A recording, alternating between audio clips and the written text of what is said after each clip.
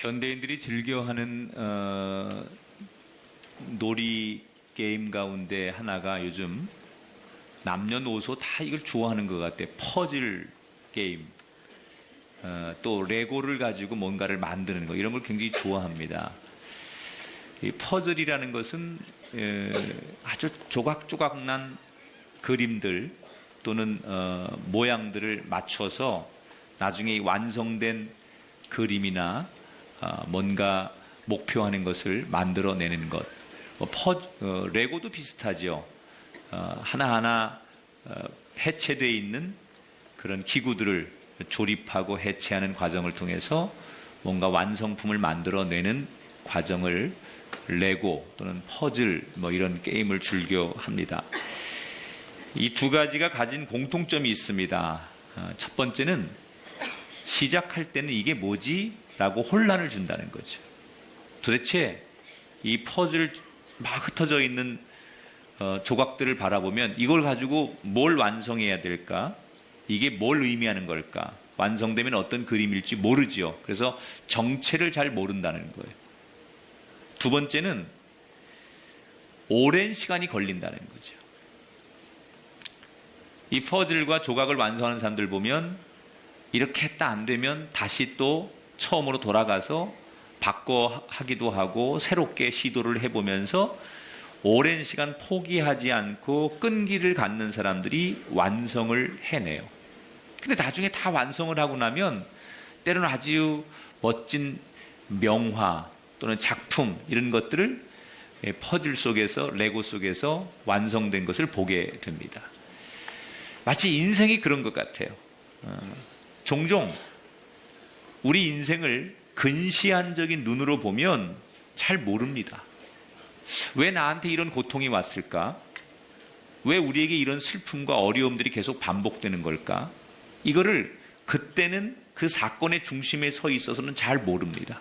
그런데 조금 멀리서 보면 시간이 지나게 되면 이런 의미구나, 이런 거구나 라는 것을 알게 되고 그 의미와 모양을 보게 됩니다. 여러분, 하나님이 여러분 인생에 어떤 어려움들을 주셨다면 그것은 마치 퍼즐들이 모아지고 레고가 모아져서 완성된 그림처럼 조금만 떨어져서 하나님이 일하심을 보게 되면 여러분을 통해서 하나님께서 그 고난과 아픔과 어려움을 통해서 역사하시는 하나님의 섭리를 보게 될 줄 믿습니다. 자, 오늘 저는 요아스라고 하는 사람을 통해서 이게 남유다의 새로운 왕인데 아주 어린 왕이에요. 이 어린 왕을 통해서 하나님께서 마치 다 타버리고 죄밖에 남지 않은 잿더미 같은 곳에 불씨 하나를 살리셔서 다시 일으키시는 하나님의 일하심을 여러분과 함께 은혜로 나누려고 합니다.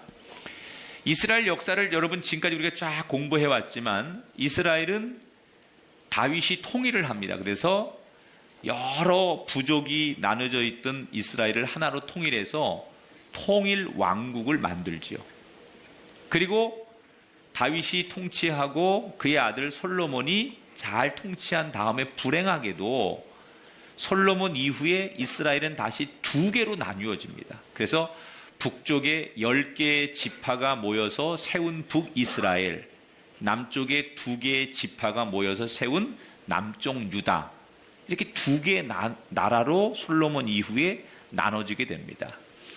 우리가 지금 열왕기상, 열왕기하를 매주 한 장씩 설교 본문으로 나누고 있는데 열왕기상과 하에는 주로 북이스라엘 얘기가 그동안 많이 나왔어요. 북쪽의 이스라엘, 남쪽 유다보다는 북쪽 이스라엘이 규모가 크고 아무래도 사건들이 많다 보니까 성경에서는 북이스라엘 얘기를 우리에게 많이 소개해 줬습니다. 그런데 북이스라엘 역사가 불행하게도 좋은 이야기보다는 그들이 악을 행하고 죄를 짓고 타락하고 하나님으로부터 멀어지는 이야기가 많이 나와요. 그런데 그런 모든 죄의 정점에 서 있는 사람이 누구냐? 북이스라엘의 아합 왕과 그의 부인 이세벨이라고 하는 여왕이에요. 특히 이세벨이라고 하는 여자는 어떤 여자냐? 외국에서 이스라엘로 시집을 온 여자입니다. 시집을 올 때 몸만 오지 않고 자기가 섬기던 우상도 함께 가지고 와서 이스라엘에 우상을 퍼뜨린 장본인입니다. 그래서 이스라엘 역사에 정치적으로 종교적으로 많이 이스라엘을 후퇴시킨 장본인이 이세벨이죠. 그리고 개인적인 이익을 위해서라면 사람을 수없이 죽이기도 하고 불법을 저지르기도 하고 모든 악을 다 동원했던 잔인한 여자가 이세벨입니다. 결국 이스라엘이 타락하는 데는 이세벨이라고 하는 한 사람 때문에 시작이 되는 거예요. 원래 이스라엘은 하나님을 믿는 민족이고 하나님을 예배하는 민족인데 그 민족이 계속 타락의 길을 걷습니다. 그 타락의 씨앗이 이세벨이라고 하는 한 여자를 통해서 시작되죠. 하나님은 그 이세벨을 그냥 두지 않아요. 결국 심판하시죠. 그래서 지난 시간에 제가 열왕기하 9장 10장을 통해서 예후라고 하는 사람을 통해서 이 이세벨의 최후를 맞이하는 이야기를 여러분에게 소개해 드렸습니다. 자, 그런데 공교롭게 북쪽에 이세벨이 죽었는데 심판을 받았는데 남쪽에 이세벨과 비슷한 여자가 하나 있었어요. 오늘 그 여자를 소개해 드리려고 합니다. 그 여자의 이름은 아달랴라고 하는 여자예요. 이 여자가 어떤 여자인지 오늘 본문 1절이 이렇게 소개하죠. 아하시아의 어머니 아달랴가 그의 아들이 죽은 것을 보고 일어나 왕의 자손을 모두 멸절했다 그랬습니다. 아달랴라는 여자가 어떤 여자냐? 자기 아들이 아하시아라는 남쪽 유다의 왕이에요. 그러니까 왕의 어머니예요. 그런데 지난 시간 여러분 제가 소개했죠. 북이스라엘의 예후라는 장군이 쿠데타를 일으켜서 요람이라는 왕을 죽이고 이세벨도 죽여서 개혁을 해요. 근데 그때 공교롭게 북이스라엘 왕 옆에 있다가 함께 죽음을 당한 남쪽 왕이 있어요. 그가 아하시아예요. 제가 지난주 설교했죠. 악한 사람 옆에 있으면 이유 없이 죽는 거예요. 좋은 사람 옆에 있어야 돼요. 옆 사람 보고 인사하세요. 당신이 좋은 사람이길 바랍니다. 아니 진짜 이 아하시아가 그 요람 왕 옆에 있다가 죽잖아요. 그 병문안 갔다가 예후가 개혁을 일으키는데 하필이면 그 옆에 있다 함께 죽음을 당해요. 자, 그런데 아들의 죽음의 소식을 들은 이 아달랴라고 하는 어머니가 보통 아들이 죽으면 슬퍼하고 장례를 치르고 난 다음에 그러면 아들이 죽으면 그 왕이 죽으면 그의 아들 가운데 누가 왕이 되거나 혹시 아들이 없으면 그 왕의 혈통 가운데 형제들이 왕을 잇는 게 보통 상식이죠. 근데 이 아달랴라고 하는 어머니가 아들이 죽었다는데 뭘 하냐? 자신이 왕이 되겠다는 거예요. 그래서 끔찍하고 놀라운 일을 벌이는데 자기 손주들을 자기가 다 죽여버립니다. 그리고 왕의 혈통들을 하나도 살리지 않고 씨앗을 다 말려서 다 죽여버립니다.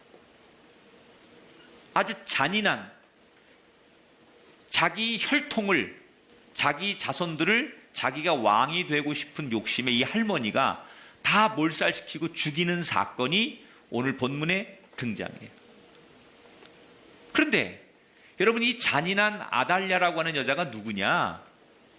북쪽의 그 잔인한 이세벨이라고 하는 여자의 딸이에요. 아하방과 이세벨이 남쪽 유다에 자기 딸 하나를 시집 보냅니다. 그래서 시집 온 여자가 아달랴고 그 아달랴가 시집 와서 낳은 아들이 아하시아 왕이 되는 거예요. 아달랴는 어쩐지 하는 짓이 이세벨 지 엄마하고 똑같아요. 북이스라엘은 이세벨이라는 여자 때문에 망했는데 남쪽 유다는 그의 딸 아달랴라는 여자 때문에 망하고 있어요. 자, 여기서 중요한 얘기 하나가 있습니다. 하나님께서 이스라엘에게 약속하신 언약이 하나 있어요. 이 유다 땅을 다윗과 그의 후손들이 영원히 다스리도록 하겠다라고 약속을 하셨어요. 다윗 때. 그래서 유다는 비록 두 지파가 모여서 북이스라엘에 비하면 작은 나라로 만들어져 왔지만 다윗의 후손들이, 혈통들이 그동안 이스라엘, 이 남유다를 하나님의 언약대로 계속 지켜왔거든요. 그런데 이 아달랴라고 하는 이방 여자가 자기가 왕이 되려고 왕족들을 씨를 다 말려서 다 죽여버렸으니, 그러면 하나님이 약속하신 언약은 어떻게 되는 거냐? 사람들은 여기에 절망하는 거예요. 하나님이 분명히 이 나라는 다윗의 후손들이 영원히 다스리겠다라고 약속하셨는데 중간에 욕심 많은 한 여자 때문에 모든 사람이 죽었으니 이제 하나님의 약속은 멈춰지는 거냐? 그리고 이 아달랴라는 사람이 7년 동안 나라를 다스려요. 그리고 이 남쪽 유다는 그야말로 암흑기를 맞는 거예요.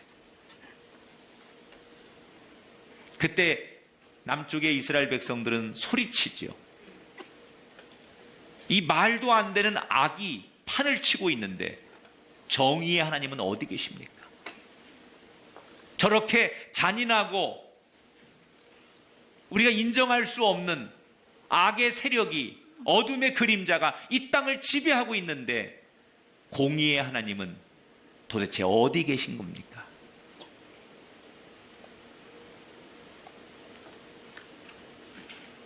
(2차) 세계대전 당시 나치의 만행을 직접 겪은 엘리 위젤이라고 하는 사람이 나중에 자기의 경험담을 책으로 썼어요. 책 제목이 어두운 밤이라는 책이에요. 이 엘리 위젤이 이 책을 아주 자기가 경험한 이야기를 쭉 쓰면서 이 책 속에 이런 슬픈 이야기 한 대목이 나와요. 어느 날 수용소에서 독일 군들이 매일같이 이유 없이 눈이 마주치면 누군가를 잡아서 사람들을 사형대에서 사형을 시키는 거예요. 그런데 그날도 다 운동장에 유태인들을 모아놓고서 독일 군들이 나와가지고 어른 2명, 어린 아이 1명을 셋을 끌어다가 그 유태인들이 다 보는 앞에서 사형을 시키는 거예요. 그런데 어른 2명은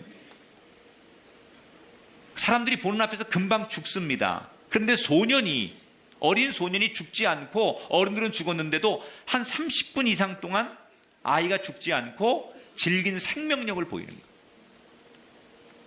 그때 숨을 죽이면서 그 아이가 죽지 않고 30분 동안을 막 질긴 생명력을 보이는 그 순간에 수없는 유태인들이 운동장에 앉아서 울면서 이를 갈면서 어느 누군가가 그 군중 틈바구니 속에서 이렇게 중얼거리죠. 하나님은 도대체 어디 계신 겁니까? 여러분, 이 책 속에 나오는 한 대사처럼 우리 인생에도 때때로 이런 암흑기가 찾아오지 않습니까? 내가 도대체 할 수 있는 일은 아무것도 없고 그렇다고 불의한 일이 계속 생기는데 하나님은 도무지 이 일에 아무 일도 하시지 않는 것처럼 여겨져서 도무지 하나님이 어디 계신지 알 수 없어서 우리가 마치 이 책 속의 한 군중처럼 하나님은 도대체 어디 계신 겁니까? 하나님은 도대체 살아계신 겁니까? 왜?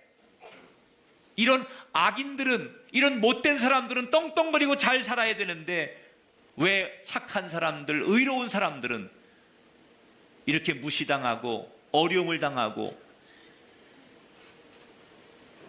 이렇게 고난과 고통을 당해야 됩니까? 왜? 라는 질문을 우리도 수없이 할 때가 있어요. 그러나 여러분 기억하십시오. 악이 이긴 게 아니에요. 지금 남쪽 유다에 아달랴라고 하는 말도 안 되는 여자가 나타나서 모든 왕족을 죽이고 자기가 왕이 돼서 7년을 다스리고 있는데, 그래서 이스라엘 백성들이 하나님은 안 계시구나, 하나님 우리를 버리셨구나, 하나님 따위는 없구나, 이렇게 절망하고 있는데 그게 아니라는 것을 하나님이 보여주고 계세요. 그게 2절에 나와요. 같이 한번 2절 말씀을 읽어볼게요. 시작. 요람 왕의 딸 아하시아의 누이 여호세바가 아하시아의 아들 요아스를 왕자들이 죽임을 당하는 중에 빼내어 그와 그의 유모를 침실에 숨겨 아달랴를 피하여 죽임을 당하지 아니하게 한지라. 자, 다윗의 자손들이 다 몰살을 당하는 가운데 기적적인 일이 하나 벌어집니다. 아하시아 왕이 죽었잖아요. 그런데 그 아하시아 왕에게 이복 누이 하나가 있었어요. 배다른 이복 누이 하나가 있었는데 이름이 여호세바예요. 이 여호세바라고 하는 이복 누나 공주가 다윗의 씨가 다 죽어가고 있는데 때마침 그때 막 태어난 갓난 아기 요아스라는 아기가 있었어요. 왕족 가운데 갓 태어난 1살 된 요아스라는 아기를 몰래 숨깁니다. 그리고 다 끝난 것 같은 이 역사에 이 요아스라고 하는 갓 태어난 한 아기가 숨겨져서 새로운 시작과 이스라엘의 회복이 이 아이를 통해서 시작돼요. 여러분, 하나님의 희망은 작은 것 속에서 발견하는 거예요. 그래서 성경은 뭐라고 말하느냐? 내 시작은 미약하였지만 심히 나중이 창대해질 것이다. 우리가 볼 때는 하나님이 결국 크게 역사하지 않고 완성된 결과를 보여주지 않고 겨우 이런 정도 가지고 하나님이 개입하시고 일하시는가 이렇게 느껴지지만 하나님의 희망은, 하나님의 약속은 작은 곳에서 시작된다는 거예요. 지금 아달랴라고 하는 불의한 여왕이 모든 것을 다 다스린 것 같아요. 그런데 그 속에서 하나님은 작은 씨앗과 같은 희망으로 일하고 계셨어요. 사람들 눈에는 보이지 않지만 하나님은 미래를 위해서 희망의 불씨를 살리기 시작하셨어요.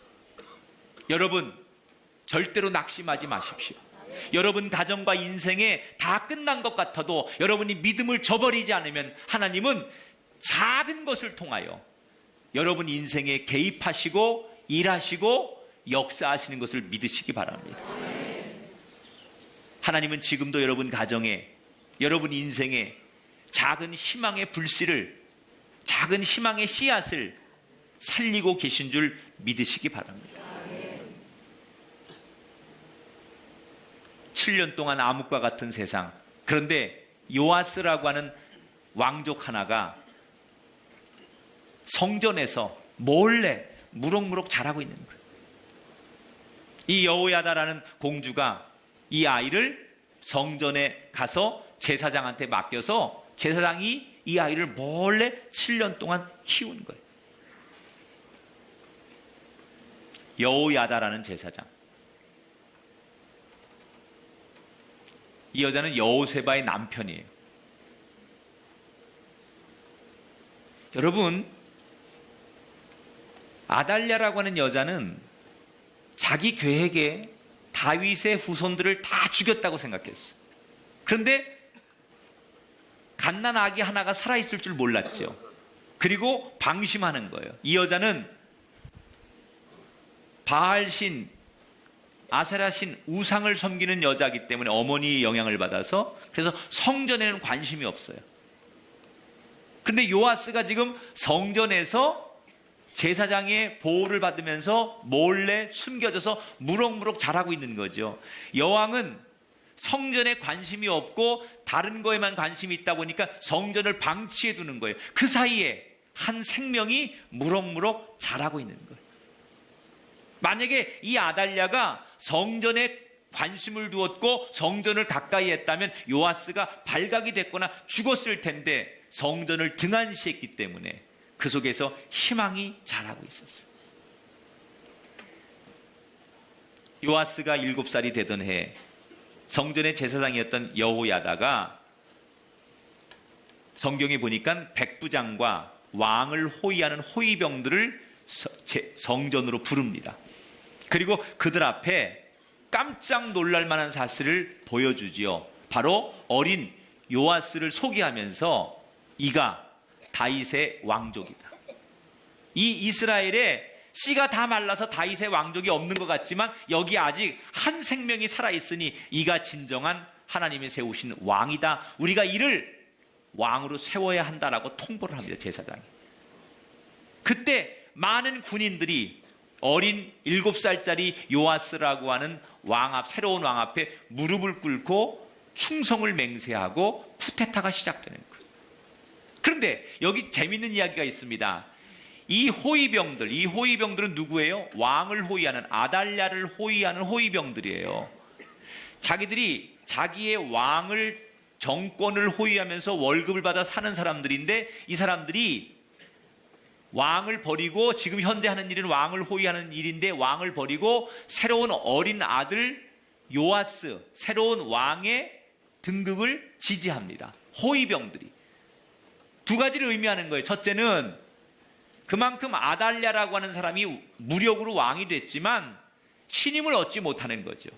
가까운 사람들에게도 인정을 받지 못하고 정말 악한 왕으로서 살아가고 있기 때문에 사람들이 동의하지 않는 왕이었다는 것을 의미하는 거고, 두 번째, 이 호위병들이 성경에 보면 기릿 사람 이렇게 나와요. 이 기릿 사람이라는 것은 이방 사람을 말하는 거예요. 이방 사람. 당시에 왕이 호위병들을 같은 동족을 쓰지 않고 이방 사람들을 많이 썼습니다. 이유가 있습니다. 동족들은 왕권을 노리기 때문에 오히려 왕을 죽일 수도 있고, 또 동족들이 이 계파가 나눠지면 더 위험할 수 있다고 생각하니까 자기의 생명을 호위하는 호위병들은 외국에서 돈을 주고 용병을 고용해요. 그런데 이 외국 사람들이 충성심이 강합니다. 그래서 돈을 받고 자기 왕을 지켜야 한다면 절대 배신하지 않는 그런 기질을 가진 사람들을 이 왕의 호위병으로 썼는데, 바로 이 사람들이 하나님이 하시는 개혁, 남쪽 유다의 새로운 요아스 왕을 세우는데 쓰임받는 도구가 되더라는 거예요. 여러분, 하나님은 이방 사람들을 통해서도 역사하세요. 가끔 저는 교회에서 이런 걸 느껴요. 저분은 이제 예수 믿은 지 얼마 안 된 초신자인데 저분이 기존의 어떤 성도보다도 교회를 위해서 많이 헌신하는 감동을 경험할 때가 있어요. 저분은 우리 교회에 온 지 얼마 안 됐는데, 우리 교회에 온 많은 오래된 사람들에 비하면 우리 교회에 온 지 이제 얼마 몇 달도 안 되고 한 1년밖에 안 됐는데도 주인의식을 가지고 어떤 중요한 일에 본인이 아주 열정적으로 헌신하는 분을 보면 감동을 받을 때가 있어요. 아니, 오래된 사람도 아니고 정말 믿음이 직분이 높은 사람도 아닌데 초신자가 교회에 온 지 얼마 안 돼서 그 사람이 큰 교회의 몫을 감당하는 걸 볼 때 놀랍기도 하고 감동이 올 때도 있어요. 그게 뭔지 아십니까? 바로 성경에 기릿 사람들처럼 쓰임받는 거예요. 하나님은 하나님의 일을 하실 때 꼭 오래된 사람 쓰시는 거 아니에요. 직분자 쓰시는 거 아니에요. 지금 막 예수 믿기로 시작한 그 사람에게 감동을 주셔서 그 사람을 통해서 일하기도 하시고요. 교회에 온 지 얼마 안 됐지만 그 사람을 통해서 교회 중심이 되기도 하시고요. 여러분, 그 사람이 되시기 바랍니다.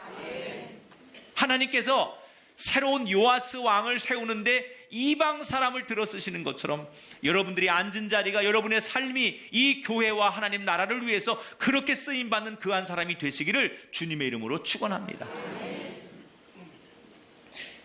제사장은 요아스를 새로운 왕으로 세울 거라고 군인들에게 소개하고 너희들이 이 새로운 왕을 호위하라고 임명을 합니다. 그리고 디데이를 안식일로 잡아요. 안식일은 성전에 가장 많은 백성들이 모이는 날이에요. 그리고 그날 제사를 드리기 위해서 모인 이스라엘 백성들 앞에 여호야다라는 제사장이 어린 7살짜리 새로운 왕을 소개하면서 이가 하나님이 준비한 진짜 왕이라고 그의 머리에 기름을 붓고 새로운 왕을 세우는 행사를 벌여요. 그 좌우에 군인들이, 이미 쿠데타에 동참한 군인들이 쫙 정렬되어 있고 나팔을 불자마자 그 제사를 드리기 위해 모였던 이스라엘 백성들이 새로운 왕이 났음을 막 즐거워하고 기뻐하고 노래를 불렀어요. 14절에 보니까 왕이 규례대로 단 위에 섰고 장관들과 나팔수가 왕의 곁에 모셔 섰으며 온 백성이 즐거워하여 나팔을 불었다 그랬어요. 보통 우리는 개혁 그러면 새로운 것을 개혁이라고 생각하는데 아닙니다, 여러분. 기독교의 개혁은 원래 자리로 돌아가는 거예요. 제자리로 돌아가는 거예요. 개혁이라는 것은 기존의 것을 다 무시하고 없애고 새로운 걸 갖다 심는 걸 개혁이 아니라 기존의 원래의 자리로 돌아가는 거예요. 지금 이 남쪽 유다의 개혁은 새로운 게 아니에요. 원래 있어야 될 왕이 자기 자리로 돌아가는 거죠. 그리고 왕이지 않아야 될 사람이 자기 자리로 돌아가는 거예요. 악은 악의 자리로, 선은 선의 자리로 돌아가는 게 하나님의 개혁인 것을 여러분 기억하시기 바랍니다. 하나님께서 개입하셔서 원래 제 자리로 돌아갈 때 온 백성이 함께 기뻐했다 그랬어요. 오늘 이 말씀을 여러분에게 축복합니다. 여러분의 인생이 하나님이 원하시는 자리로 돌아가시게 되길 바랍니다. 기쁨이 없는 불안과 염려의 마음, 그 심령이 오늘 말씀을 들으면서 원래의 기쁨의 자리로 돌아가시게 되길 바랍니다. 사랑하고 평화해야 될 그 자리로 여러분의 가정이 돌아가시게 되길 주 이름으로 축원합니다. 부모의 말씀에 순종하고 하나님 앞에 꿈을 꾸는 그 자녀들의 자리로 여러분의 자녀가 돌아가게 되기를 주님의 이름으로 축원합니다. 제 자리로 돌아갈 때 온 백성이 기뻐하는 거예요. 여러분, 하나님이 우리 인생에 오시면 누구든지 제자리를 찾게 되는 거예요. 하나님이 우리 인생 가운데 오시면 어둠이 떠나갑니다. 악이 물러갑니다. 실패와 좌절과 미움이 떠나갑니다. 하나님이 우리 가운데 오시면 기쁨이 회복되고 건강이 회복되고 평화가 회복되고 소망이 회복되는 거예요. 하나님이 여러분에게 오셔서 여러분의 자리를 찾게 되는 은혜가 이 말씀을 듣는 우리 가운데 임하게 되기를 주님의 이름으로 축원합니다. 아달랴라고 하는 여자는 새로운 왕이 다윗의 씨가 없는 줄 알았더니 다윗의 생명이 살아있고 새로운 왕이 선포된 것을 보고 도망을 가다가 그의 어머니 이세벨처럼 끔찍한 최후의 죽음을 맞이하는 얘기가 오늘 성경의 얘기예요. 그동안 이스라엘 백성들은 하나님이 어디 계시냐? 하나님은 안 계신다. 이렇게 악이 판치는데 하나님은 뭐 하시는 거냐? 이렇게 불평했습니다. 그런데 때가 되니까 하나님께서 당신의 살아계심을 드러내셨어요. 한번 따라합시다. 하나님은 지금도 일하고 계십니다. 믿으십니까? 여러분의 인생 속에, 여러분의 삶의 자리에 하나님은 지금도 일하고 계십니다. 그리고 때가 되면 그 하나님의 열매가 반드시 우리 가운데 드러나게 될 줄 믿습니다. 한번 따라합시다. 기독교인이 가는 곳은 남달라야 합니다.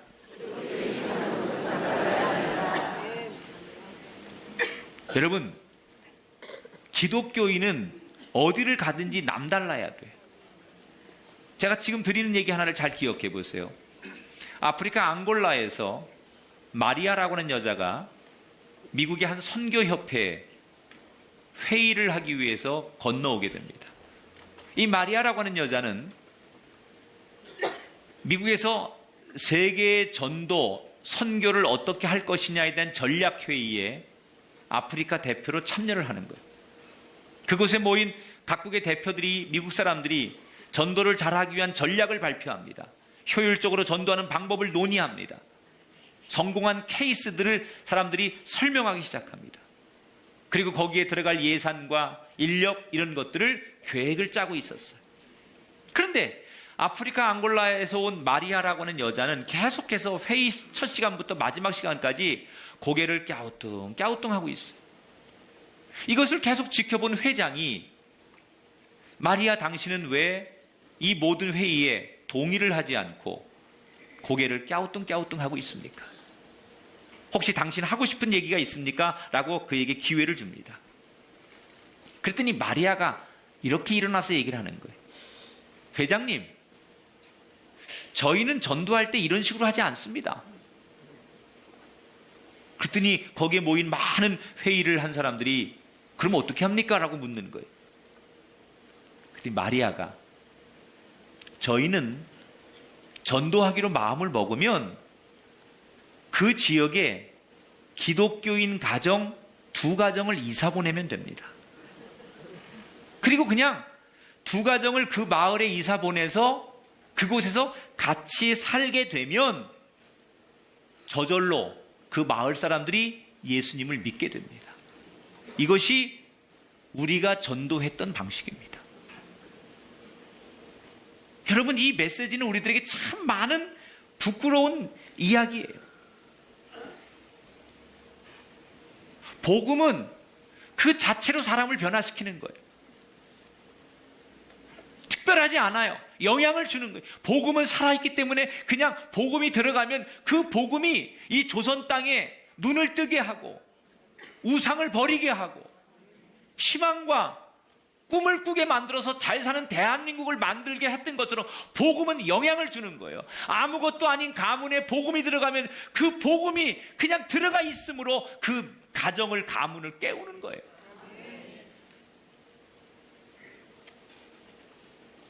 진짜 예수 믿는 건 뭘까요?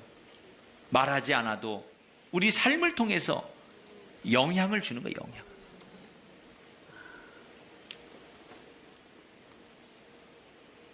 하나님이 개입하시니까 남쪽 이스라엘에 하나님이 역사하니까 모든 게 바뀌기 시작해. 정치가 제자리를 찾게 되고 종교가 제자리를 찾게 되고 가정이 제자리를 찾게 됐어. 그리고 이 남쪽의 이스라엘 백성들에게 하나님 앞에 2가지 약속을 해요. 17절을 볼게요. 여호야다가 왕과 백성에게 여호와의 언약을 맺어 여호와의 백성이 되게 하고 왕과 백성 사이에도 언약을 세우게 하매 그랬어. 자, 원래 이스라엘 백성들은 하나님의 백성 아닙니까? 그런데 다시 언약을 맺었다 그랬어요. 우리는 하나님의 백성이고 하나님이 다스리는 사람들입니다. 이런 약속이죠. 이거를 첫 번째 했다는 거예요. 왜 이 언약을, 그러면 옛날 다윗 왕 때 한 언약은 어디 가고 다시 언약을 맺은 거냐? 왜 약속을 2번이나 맺는 거냐? 이유가 있습니다. 아무리 이스라엘 백성이어도 하나님의 말씀이 없으면 더 이상 이스라엘 백성이 아니에요. 그동안 7년 동안 아달랴가 우상이 지배를 하면서, 악이 지배하면서 이스라엘 땅에는 하나님의 말씀이 없었어요. 예배가 없었고 하나님의 다스림이 없었어요. 그래서 문의는 이스라엘 사람들이지만 그동안 이스라엘 백성들처럼 못 살았어요. 말씀이 있어야 이스라엘 백성이에요. 우리도 마찬가지예요. 하나님의 말씀이 우리를 지배하고 그 말씀이 우리를 다스리고 그 말씀이 묵상되고 그 말씀의 뜻을 따를 때 그게 기독교인이에요. 아무리 교회를 오래 다니고 우리가 아무리 예수 믿는 연수가 높다 할지라도 그 말씀이 없으면 더 이상 기독교인이 아니에요. 그래서 이제는 하나님 말씀이 임하니까 뭐라고요? 하나님, 우리는 하나님의 다스리는 사람들입니다. 우리는 하나님의 백성입니다. 이 언약을 맺었다는 거예요. 오늘 예배하면서 우리 가운데도 그런 사람이 나오게 되길 바랍니다. 하나님, 나는 지금까지 말씀이 없는 기독교인이었습니다. 나는 지금까지 하나님의 다스림이 없는 기독교인이었습니다. 그건 여러분 기독교인이 아니에요. 그건 하나님의 자녀가 아니에요. 형식은 하나님의 자녀일지 몰라도 하나님의 말씀이 다스리지 않으면 더 이상 하나님의 자녀가 될 수 없는 거예요. 그래서 우리는 약속해야 돼. 하나님, 이제부터는 하나님의 말씀이 나를 다스리시고 하나님의 말씀이 우리 가정을 다스리고 하나님의 말씀이 내 사업을 다스리고 하나님의 말씀이 내 인생을 다스리기를 원합니다. 약속하는 거예요. 그래서 주일의 예배에 이게 필요한 거예요. 오늘 그날이 되시길 바랍니다. 말씀은 우리에게 영향을 주는 거예요. 2번째, 무슨 언약을 세워요? 왕과 백성이 언약을 세워요. 분림하는 왕이 되지 않겠다는 거예요. 하나님이 주신 사명을 가지고 백성들을 잘 다스리고 섬기는 왕이 되겠다는 거예요. 그리고 백성들은 백성들의 자리에서 왕을 존중하고 자기 몫을 감당하는 백성이 되겠다는 거예요. 저는 이게 이 땅에도 필요하리라고 생각해요. 우리 민족과 이 열방에 이런 지도자와 이런 백성이 생겨야 될 줄 믿습니다. 이런 언약이 있어야 돼요. 왕이 군림하려고 하고 힘으로 자기 고집으로 세상을 다스리려고 하는 왕이 아니라 그 백성들을 섬기고 그들의 이야기를 들을 수 있는 왕, 그런 왕을 인정하고 따르는 백성, 이게 왕과 백성의 새로운 언약이에요. 하나님이 다스리면, 말씀이 임하면 이런 나라, 이런 세상이 될 줄 믿습니다. 그런 지도자가 반드시 나오게 될 줄 믿습니다. 그 땅의 회복을 꿈꾸게 됩니다. 여러분, 우리 인생은 퍼즐과 같습니다. 지금은 우리가 고통을 당하고 고난을 당하기 때문에 왜 내게 이런 일이 일어나는지, 도대체 내 인생의 끝은 어떻게 될지, 이 사건의 종말은 어떻게 될지 도무지 알 수 없습니다. 그러나 멀리서 보십시오. 하나님은 다 끝난 것 같은 우리 인생에 지금도 일하고 계십니다. 희망의 불씨를 살려놓고 계십니다. 그 하나님의 일하심을 통하여 다 끝난 것 같은 여러분의 인생이 그 희망의 불씨 때문에 다시 활활 타오르는 요아스 왕의 개혁처럼 여러분의 인생의 가정의 삶에 이런 놀라운 일이 일어나게 되기를 축원하면서 그런 하나님 기적 같은 일이 나에게도 일어나기를 기도하시고, 다 세상 사람들이 포기했지만 하나님이 나를 포기하지 않았다는 것을 믿으신다면 여러분 오늘도 절망만 하지 말고 그 하나님이 언젠가 일하심이 드러날 것을 기대하면서 소망의 노래를 부르고 한 주간을 시작하실 수 있는 아름다운 성도들이 되시기를 주님의 이름으로 축원합니다.